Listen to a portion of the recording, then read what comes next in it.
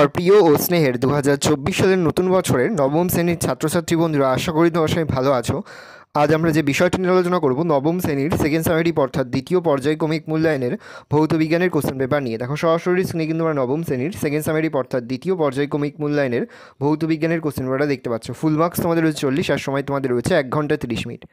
একের দাগে তোমাদের প্রশ্ন থাকবে, সঠিক উত্তর নির্বাচন করে পূর্ণ বাক্যে লেখো। প্রশ্নের মান থাকবে 1 করে 1 × 8 = 8। বেশ কয়েকটি প্রশ্ন দেওয়া রয়েছে, তার মধ্যে থেকে যে কোনো 8টি প্রশ্ন তোমাদের উত্তর করতে হবে। প্রথম, 2 গ্রাম পরমাণুর অক্সিজেনের বা অক্সিজেন অণুর সংখ্যা n/2 n 2n n/10, উত্তর হবে n। পরে হচ্ছে প্রতি কিগ্রা চিনির দাম 6 টাকা হলে 1 মোল চিনির দাম 20.5 টাকা, 2.05 টাকা, 5.02 টাকা, 2.50 টাকা, উত্তর হবে 2.05 টাকা।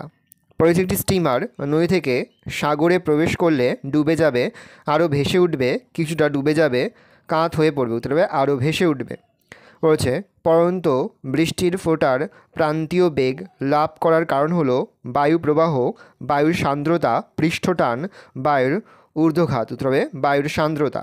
রয়েছে উষ্ণতা বৃদ্ধিতে জলে CaSO4 এর দ্রাব্যতা হ্রাস পায় বৃদ্ধি পায়, একই থাকে দ্রুত বৃদ্ধি পায়, উত্তর হবে হ্রাস পায়। রয়েছে স্টার্চ থেকে গ্লুকোজ প্রস্তুতিতে ব্যবহার হয় HCl, NaOH, H2SO4, HNO3, উত্তর হবে HCl। পড়েছে কোনো নির্দিষ্ট উষ্ণতায় একটি সম্পৃক্ত দ্রবণে আরও কিছু দ্রাব্য যোগ করলে দ্রবণের ঘনত্ব বাড়বে, কমবে, একই থাকবে, কোনোটি নয়, উত্তর হবে একই থাকবে। পড়েছে কপার কুচি ও ঘন নাইট্রিক অ্যাসিড উৎপন্ন করলে উৎপন্ন হবে CO2, NO2, N2O, NO, উত্তর হবে NO2। পরে স্থিতিস্থাপক গুণাঙ্কের মাত্রা প্রদত্ত কোন রাশির সঙ্গে সমান? বল, ভরবেগ, পীড়ন না ত্বরণ, উত্তর হবে পীড়ন। পরে কোন দুটি ভৌত রাশির মাত্রীয় সংকেত একই হবে?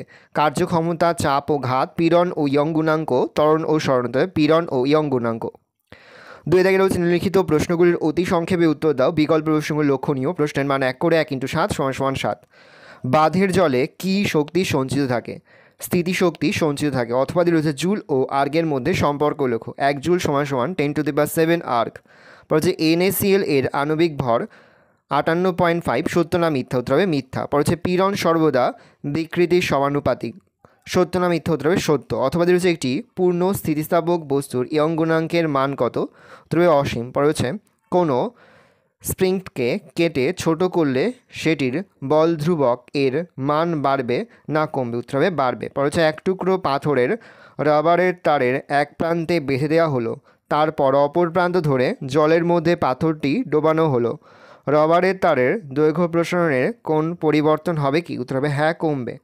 অথবা রয়েছে ব্যাপন ধর্মের জন্য ব্লটিং পেপার কালি শোষণ করে, সত্য না মিথ্যা? উত্তর হবে মিথ্যা।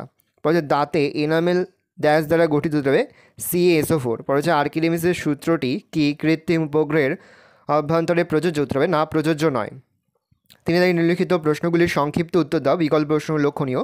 প্রশ্নের মান 2 করে 2 × 5 = 10। প্রথম, এক টুকরো লোহা জলে ডুবে যায় কিন্তু লোহার জাহাজ জলে ভাসে কেন? তো লিখবে কোনো বস্তু তখনই তরলে ভাসবে যখন তরলের প্লাবতা বস্তুর ওজনের সমান হবে।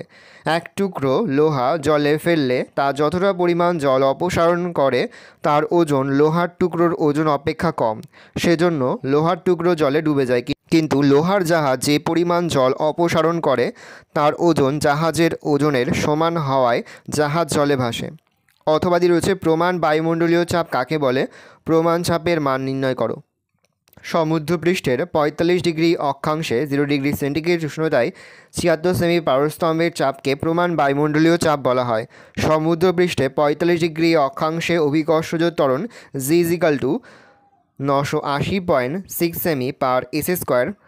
0 ডিগ্রি সেন্টিগ্রেড উষ্ণতায় পারদের ঘনত্ব D = 13.569 গ্রাম পার সেমি কিউব ও পারস্তম্ভের উচ্চতা H = 76 সেমি হলে প্রমাণ চাপ P = HDG = 76 × 13.596 × 980.6 = 1.01325 × 10 degree DYN per সেমি²। পরে কিলোওয়াট ও অশ্ব ক্ষমতা বলতে কী বোঝো? Kilowatt 1 SA 1000 joule. কার্য করার ক্ষমতাকে বলা হয় 1 kilowatt. 1 kilowatt is equal to 1000 watt. অশ্ব ক্ষমতা, কোনো যন্ত্র বা সংস্থা যদি 1 এ 550 ফিট আইবি পরিমাণ কার্য করতে পারে তবে তার ক্ষমতাকে 1 হর্স পাওয়ার বা অশ্ব ক্ষমতা বলা হয়। 1 horse power is equal to 550 fit.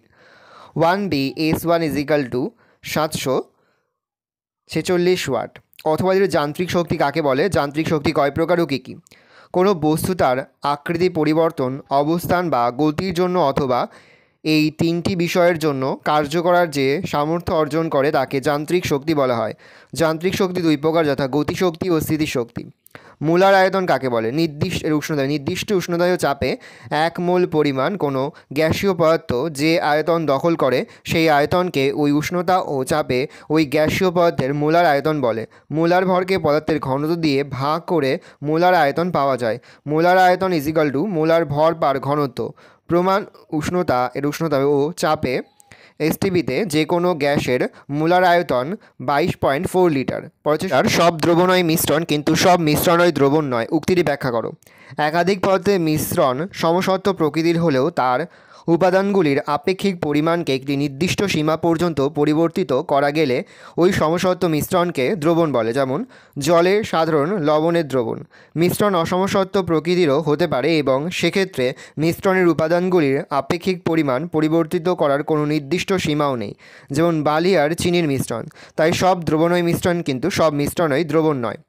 অথবা সম্পৃক্ত অসম্পৃক্ত দ্রবণ কাকে বলে?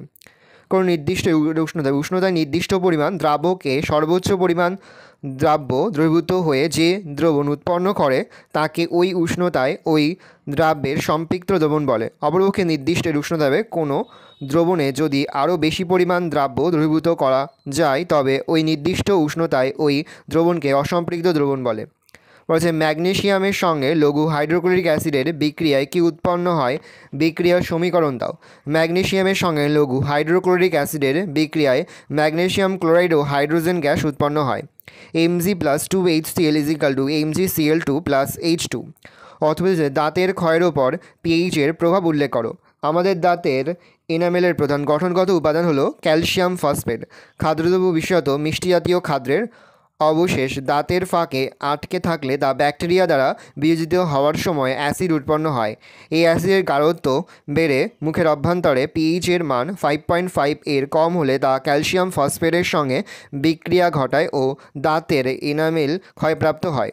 চারিদিকে নিম্নলিখিত প্রশ্নগুলির সংক্ষিপ্ত উত্তর দাও। বিকল্প প্রশ্ন লক্ষণীয়। প্রশ্নের মান 3 করে। 3 × 5 = 15। প্রথম, আণবিক ভর ও সংকেত ভরের মধ্যে 3টি পার্থক্য লেখো। পরের প্রশ্ন, 5 mm ব্যাসার্ধ বিশিষ্ট একটি স্থিতিস্থাপক তারের স্থিতিস্থাপক সীমার মধ্যে 20 অংশ বৃদ্ধি করতে 10N বলের প্রয়োজন হলে তারটির উপাদানের ইয়ং গুণাঙ্ক নির্ণয় করো। অথবা রয়েছে সাইফন ক্রিয়া ব্যাখ্যা করো। দেখো চারিদিকে একটা প্রশ্ন রয়েছে।